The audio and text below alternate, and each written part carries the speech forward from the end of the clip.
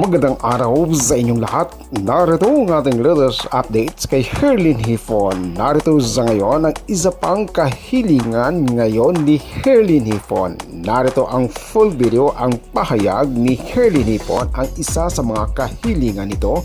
Panoorin po natin ang full video. Ako naman si Colander TV.